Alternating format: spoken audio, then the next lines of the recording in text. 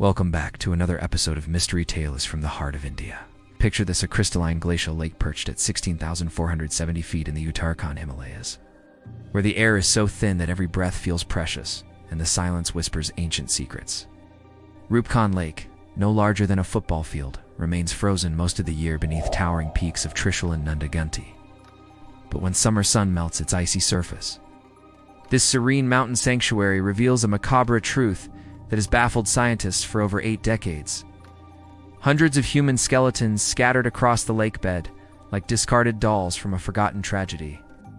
This is the story of Roopkund Skeleton Lake, a mystery so perplexing that it has overturned decades of scientific assumptions, challenged our understanding of ancient migration patterns, and revealed one of the most shocking discoveries in Indian archaeology. Welcome to a tale where bone-chilling revelations meet cutting-edge DNA science, where medieval pilgrims cross paths with Mediterranean migrants, and where every skeleton tells a story that defies everything we thought we knew about India's past. The discovery began on a crisp September day in 1942, when H.K. Madwell, a British appointed forest ranger, patrolling the remote wilderness of Nanda Devi National Park, stumbled upon what he initially thought was evidence of a catastrophic military disaster. As he crested the ridge overlooking the small glacial lake, Madwell's trained eyes immediately spotted something terribly wrong. Scattered across the rocky shoreline and clearly visible beneath crystal-clear water were hundreds of human skulls and bones, some still bearing remnants of preserved flesh and hair.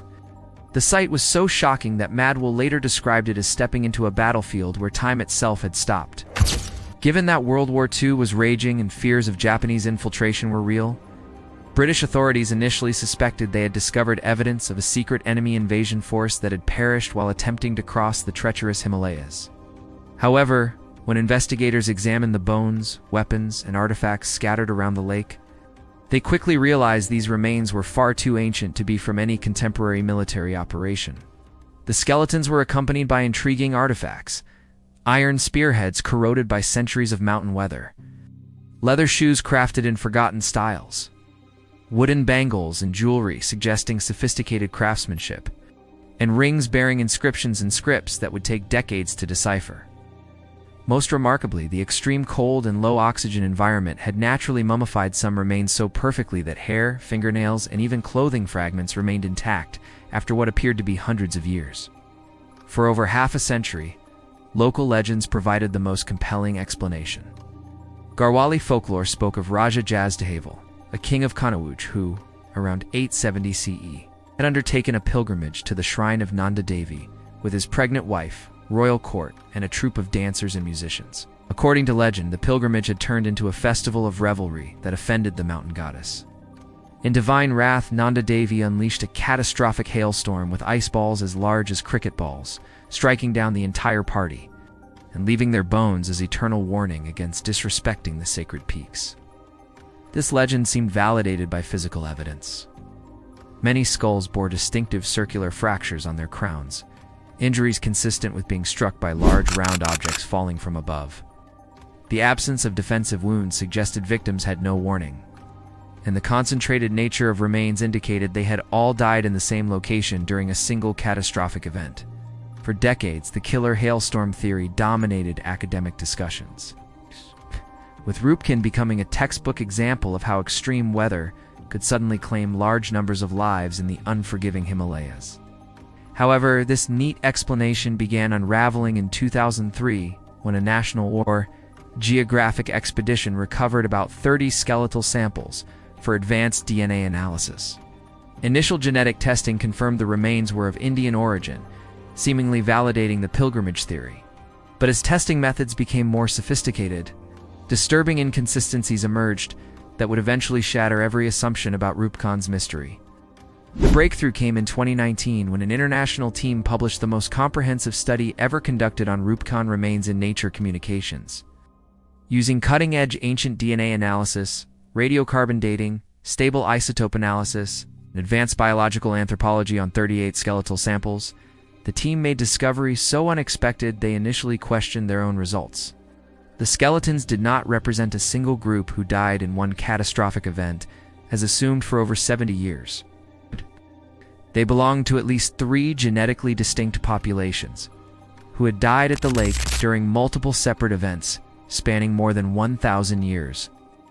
The first group, consisting of 23 individuals, showed genetic ancestry consistent with present-day South Asian populations. Radiocarbon dating placed their deaths between the 7th and 10th centuries CE, roughly aligning with Raja Jastoval's legendary pilgrimage. However, even within this group, dating ranges suggested multiple separate events rather than a single mass casualty incident. These individuals showed highly variable dietary signatures, indicating they came from different regions and socioeconomic backgrounds, consistent with diverse pilgrims from various parts of medieval India. The second group proved far more shocking. 14 individuals showed genetic ancestry typical of the Eastern Mediterranean region, with DNA signatures most closely matching modern populations from Greek islands, particularly Crete. Radiocarbon dating revealed these Mediterranean individuals had died much later, around 1800 CE. During the height of British colonial period, stable isotope analysis revealed distinctly different dietary patterns, confirming they had grown up consuming foods typical of Mediterranean coastal regions rather than the Indian subcontinent. A third individual showed Southeast Asian genetic ancestry, also dating to around 1800 CE, adding another layer to the mystery. The presence of people from 3 completely different regions, dying at different times separated by more than a millennium, transformed Roopkund from a simple natural disaster into one of archaeology's most perplexing puzzles. The implications sent shockwaves through the scientific community.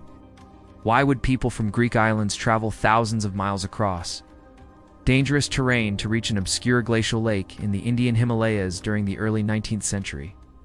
This was not the era of modern tourism. Such a journey would have required months of dangerous travel through regions plagued by political instability, extreme weather, and bandit activity.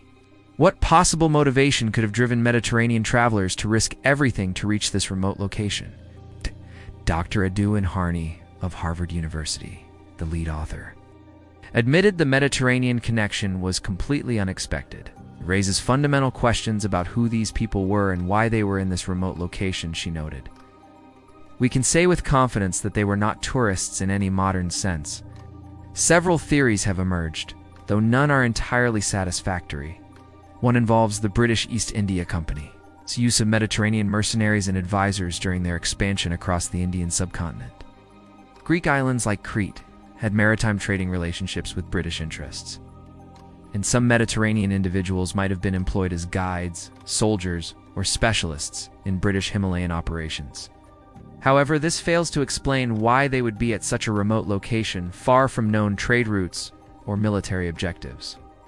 Another theory suggests connection to the Nanda Devi Raj Jat, a major pilgrimage occurring every 12 years that passes through the Roopkund area. This sacred journey attracts devotees from across the Indian subcontinent, and during the British period, might have included foreign participants perhaps. Mediterranean individuals who had converted to Hinduism or were accompanying Indian pilgrims for commercial or personal reasons. The pilgrimage connection offers the most plausible explanation for South Asian victims, whose genetic diversity suggests they came from multiple regions. The Nanda Devi Raj Jat is renowned for its difficulty and danger, requiring pilgrims to traverse treacherous, high-altitude terrain where sudden weather changes prove fatal. The circular skull fractures initially attributed to hailstones could indeed result from such extreme weather events, which remain significant hazards for modern trekkers.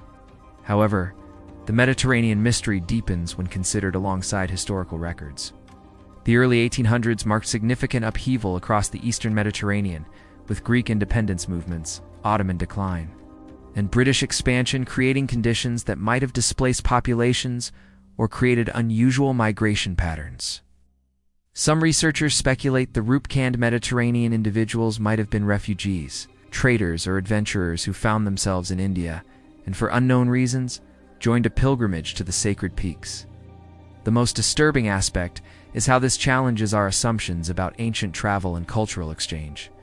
The presence of Mediterranean people in 19th century India isn't entirely surprising given British colonial connections, but their presence at such a remote, religiously significant location suggests cultural exchanges that left no trace in historical records.